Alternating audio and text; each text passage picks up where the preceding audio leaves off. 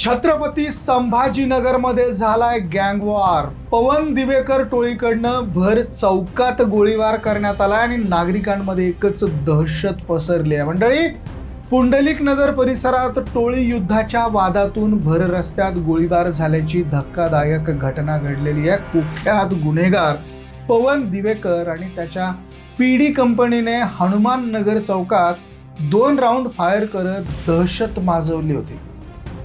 शहरातल्या पुंडलिक नगर भागातील हनुमान नगर चौकात गुरुवारी रात्री टोळी युद्धाच्या वादातून भर रस्त्यात गोळीबार झाल्याची खळबळजनक घटना घडली आहे। सराईत गुन्हेगार पवन दिवेकर आणि त्याच्या पीडी कंपनीने भर वस्तीत दहशतीचं तांडव केलं।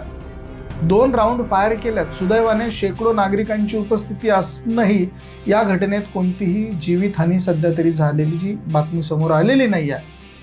पवन दिवेकर राहणार न्यायनगर असं गोळीबार करणाऱ्या आरोपीचं नाव आहे। या प्रकरणात मिळालेल्या माहितीनुसार रांजणे आणि साळवे या 2 गटात गेल्या 2 दिवसांपासून सार्वजनिक कार्यक्रमातील वादावरून ठिणगी पडली होती।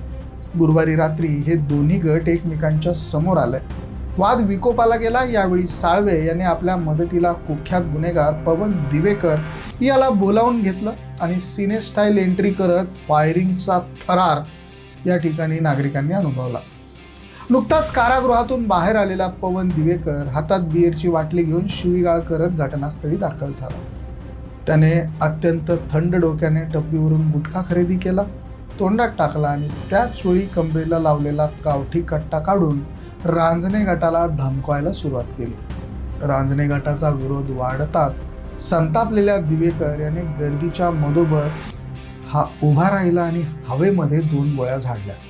अचानक झालेल्या गोळीबारामुळे ह्या परिसरात मोठी खळबळ उडाली आहे। पोलिसांची धडक कारवाई आणि घटनेची माहिती मिळताच पुंडलिक नगर पोलीस आणि गुन्हे शाखेने सायरन वाजवत घटनास्थळी धाव घेतली। पोलिसांच्या गाड्या पाहताच पवन दिवेकर आणि त्याचे साथीदार अंधाराचा फायदा घेऊन हे पसार झाले असल्याचं नागरिकांनी सांगितलं। पोलिसांनी साळवे याला ताब्यात घेतलं।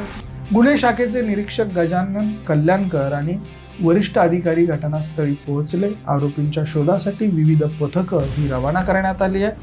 तर ही पीडी गँग कोण आहे? गोळीबार करणारा पवन दिवेकर हा पीडी कंपनीच्या नावाची एक गँग चालवतो।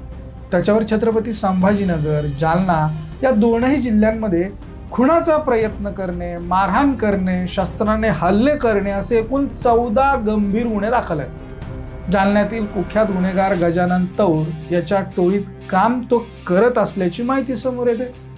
गजानन तौर याचा खून झाला त्या दिवशी तो गजानन तौरच्या कारमध्ये देखील होता असं देखील समोर आलंय।